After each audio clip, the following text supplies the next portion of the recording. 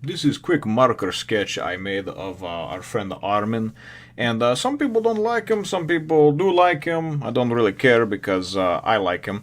But if you like, remember to follow me on Twitter, Facebook, and Instagram. Attack on Titan, Episode 10, Answer. Well, hello, my brothers and sisters of the Nerd Nation. I, as always, am Jim, here to bring you another review on the gory and grisly and action-packed tale of Attack on Titan. Our last episode saw us with, at the end, Eren, just kind of instinctively wanting to protect Armin and Mikasa, and transforming into just kind of a partial Titan corpse-looking thing, and that's pretty much what we saw at the end of the episode, just as the smoke cleared. This episode picks up just about right there. We do see a quick flash back over to, kind of on the other side of town, I guess you'd say, a few blocks away, to some of the other, kind of new recruits, Jean and Sasha and such. And there's really just some dissension amongst the ranks. There's pretty much just just ultimately a lot of people are feeling like this is a losing battle they're fighting, and that this is just just there's a lot of fear is what it is. There's a lot of fear. These are younger kids that have just been kind of thrust into the horrors of war, and have seen firsthand just the brutality and some of the gruesome things, like I said, because of these Titans, eating their friends and just seeing their friends killed and things like that. So, so we do see a little bit of that, and really what that is it's just to kind of set the stage for, and then they hear the cannon shot go off that had happened at the end of the previous episode, because if you remember, Commander Kitz had signaled for the firing anyway, even though Eren said, "I'm human," and the cannon fired. So basically, that kind of alerts her when they're like, "Whoa, hold on a second! That was from within the walls. Did the Titans breach?" Because they're still expecting that second wave. Now, if you remember 5 years ago when the shit hit the fan, back and they were able to eventually breach Wall Maria.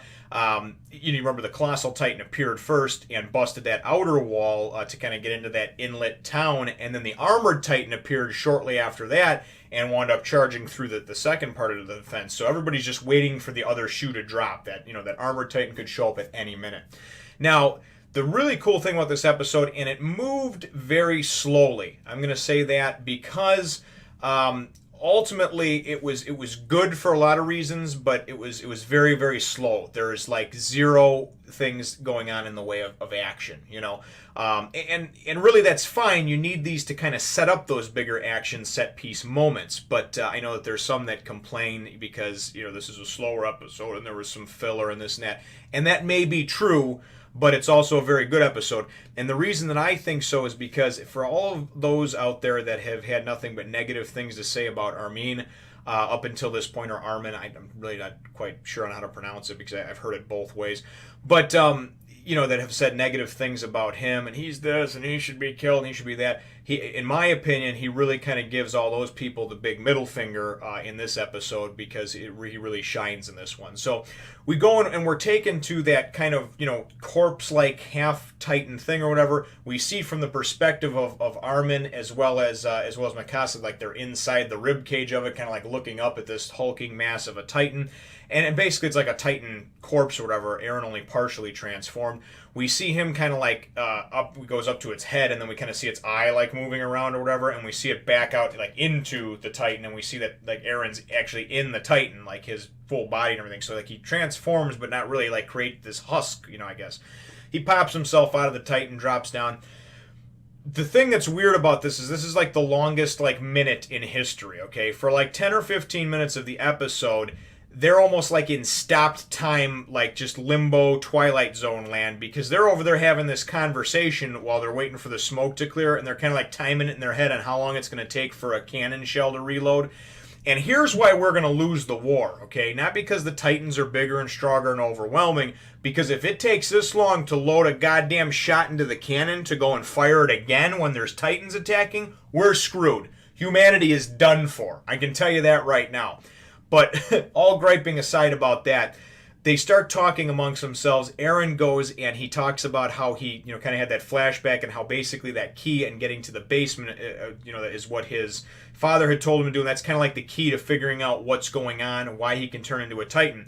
So Eren, basically, who's just kind of balls to the wall, action first, think later. He's always been like that. He goes and he's like, okay, listen, I'm not, you guys will probably still be cool as long as you don't resist it, against them or whatever. What I'm going to do is I'm basically just going to go and try to get back to, obviously the Wall Maria back there or whatever. That's all been overrun by Titans for 5 years now. I'm going to transform into a Titan, and I'm going to go and get to my basement and figure out what the deal is.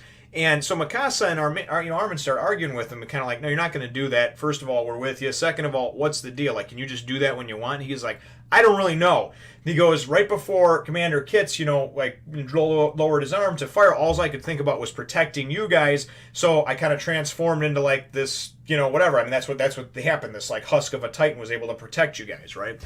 So he doesn't exactly know how to activate the power. He's just hopeful and confident that he can. But again, not very much of the brains first thinking, really just more of the like, I'm going to go, action, balls to the wall. But that's what saved Mikasa all those years ago. So got to respect the kid too. So then they go and they're kind of back and forth on that, and we go and we see, and again, like they said, there's this kind of smoke around from the husk of the Titan that's dying, so I guess they can't be seen, But the 100 feet out where there's everybody, Commander Kitz is basically telling everybody to hold, and he's telling them to let him know when he's reloaded and whatnot. And you can tell he's still kind of like fearful. He doesn't know what's going on. He doesn't know if he did the right thing, if he did the wrong thing. He's, like I said, fear is ultimately overrunning him, because I think in his mind he wants to believe that, like, hey, this kid really didn't hurt anybody or do anything wrong, but I've been trained and just programmed to think this certain way. So that's kind of where he is with that, and it's kind of a back and forth, flashing type of deal. Now, the part where Armin really shines is now it goes back to them, and they're talking about how much time there is. And Eren says, I think they got about 20 seconds before they reload, and this is like the longest 20 seconds, too, in history. It's like 5 minutes. He goes, this is what's going to happen. There's two options. Their first option is the balls to the wall one that I had. That's probably not going to end up very well for anybody, because then once I take off and I turn into a Titan, then I'm going to be declared like an enemy, period, and nobody's ever going to want to deal with me again, right? I'm going to be like an enemy of the state, terrorist, whatever.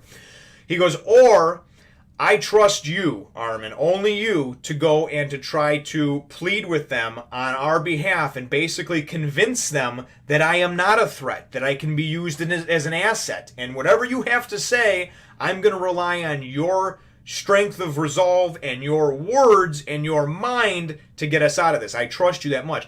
And it's really cool because Armin goes and has all these flashback moments, right, of like when he got beat up and he was kind of getting like saved by Mikasa and Eren, all these different times they came to his aid. He's always thought of himself as this like weak link, as this, this pity case, right? And he goes and it finally clicks with him that they never looked at him like that. Eren and Mikasa never did. They were like the three best friends anybody could have had, right? A little reference from The Hangover there, but they really truly were.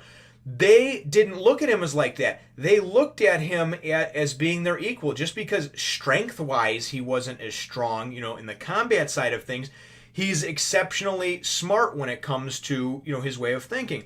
And there's even a point during this whole thing where it goes and it shows he's now a captain, Hannes, right, on the wall, and somebody's telling about, and this got taken out, all these, and basically, weren't those three that you knew, from 5 years ago, those ones, weren't they in there? And he basically says, no, I trust that they're alive. He goes, one of them is extremely good at fighting, which is Mikasa. One of them, his resolve is just like an unwavering determination, right? Is Eren, and the other one is extremely smart. So he goes, I believe that they'll stay alive.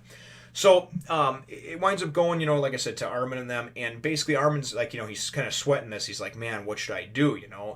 And he's thinking about it, because their lives are in his hands.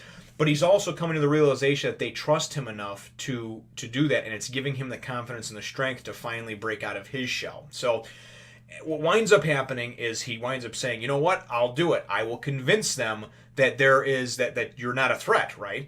So he goes and he starts marching out of the smoke or whatever. And as he's marching out, it's just this really cool walk, man. He undoes his belt, so it drops his his swords and all of his 3D maneuver gear. So obviously he's not going to be considered dangerous and armed.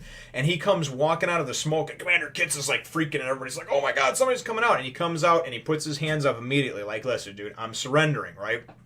And then he goes and he starts in on his speech, and he explains, "Listen, he's not a harm to anybody, wasn't hurting anybody, Many of you saw him," and he's going, you all saw him, and he's going, So there's no need to lie about anything because that's what Commander Kitz is like. Your lies are not going to save you, you know. And he goes, "There's no reason to lie.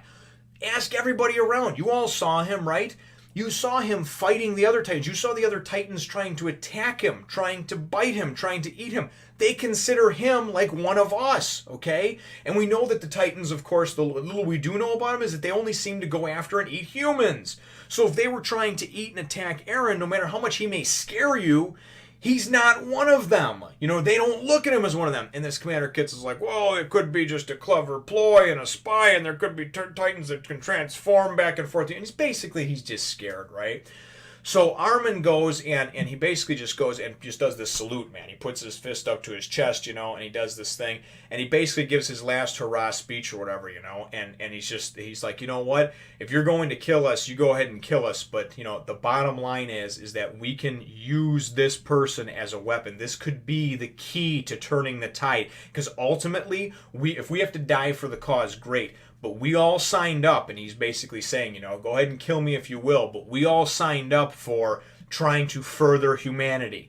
We're all trying to live," okay? And that's the whole theme of this, is that we're trying to live, and we need to be able to do that together. We're not about killing each other. We need to work together to figure out what we can do to harness this power, you know? And I really like the speech because I know that I'm not getting all the words right in the right order and everything else, but obviously if you're watching this, you've probably seen it. If you haven't, maybe you're going to go see it, the episode soon. But like I said, to me, it was very touching. It was a very strong, powerful speech because he's trying to go and sway them from the, "Hey, listen, don't let your fear overcome you, okay? We all signed up for this, and we're all willing to give our lives in the service of saving mankind, and that's what we're trying to do here. We're not trying to harm anyone, nor is he, you know what I mean? He just happens to be able to turn into a giant Titan, but let's use that, right?" So I really kind of liked it. Now, Commander Kitz goes and he's just about swayed, right? It looks like he's going to go and he's swayed, and then all of a sudden the fear just creeps over. And that's the problem. Most people, that's how a lot of things are started and escalated. It's the fear. It's the fear of the unknown. The fear creeps in and just bites him right in the balls, right? The fear bites him and he goes and he raises his hand and it's just about to lower it, you know, to signal the cannon fire to take them all out again. And Armin's like, "Oh, shit, you know, they're going to attack anyway. And Mikasa and Eren are by each other. And, I mean, nobody's making any aggressive movements or anything, right?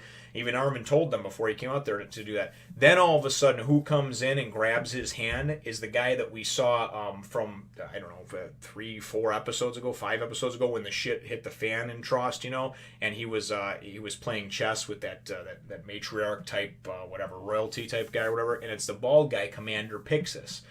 And Commander Pixis is really cool, man. He really is cool because he goes and basically grabs his hand before it comes down. And he's like, "Listen, calm down." He's like, "You know what? For as big as you are, Kitz," he goes, "you were always kind of a scared little girl." That's basically what he says, you know. It's just calm down, you know what I mean? Don't let your fear overtake you. I'll take care of them, you know. So he basically goes and tells him, "I'm relieving you in your command. You go worry about mobilizing and getting everybody together because we got to get ready in case that armored Titan comes and attacks.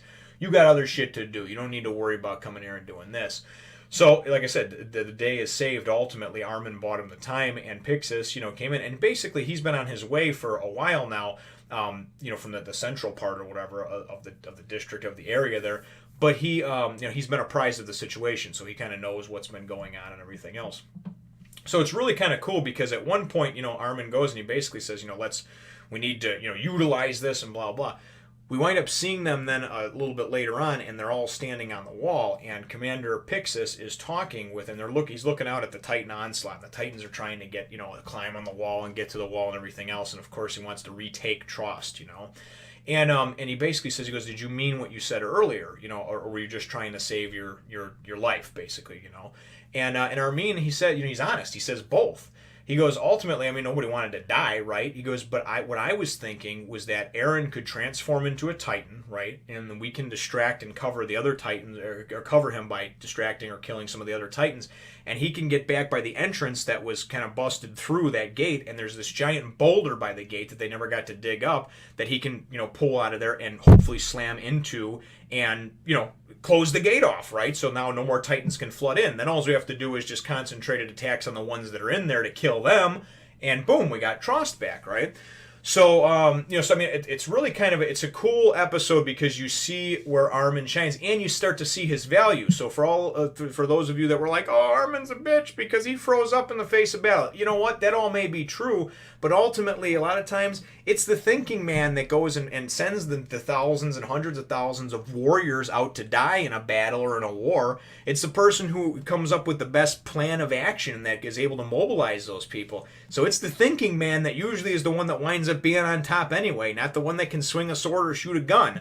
Those ones are a dime a dozen. So that's just my take on it. I really like Armin for the way that his character is developing and really how they're doing it, to see now how he's come so far and everything. So that is how the episode ends. Basically, Armin says this, Pixis asks about it, Eren agrees to do it. He doesn't even know if he can transform into a Titan, and Pixis even says that, and Eren's like, listen, I don't even know if I can do it, but I will, you know what I mean? It's that strength of resolve that Eren has. So overall, a very cool episode, not much action, or really none at all. However, it really was very tense, not never knowing what was going to happen throughout the whole thing. So my episode question, though, that I have is, what are your thoughts, brothers and sisters, on Armin, or Armin, whatever his name is? And if anybody knows how to pronounce it, just let me know. So if there's a definitive way and I'm doing it right or wrong, if it can go either way, we'll just leave it as it is. But let me know in the comments down below the answer to that question. What are your thoughts on Armin? Do you like him, hate him, what? Do you respect him? Just what are your thoughts? And then, of course, leave a thumbs up if you hit the like button if you think that I deserve it. And subscribe if you haven't done so already. We will look forward to catching you. Yes, you too. You in the back over there. In the next one, nation. Remember, brothers and sisters, to share, subscribe, spread the word of the nation to others.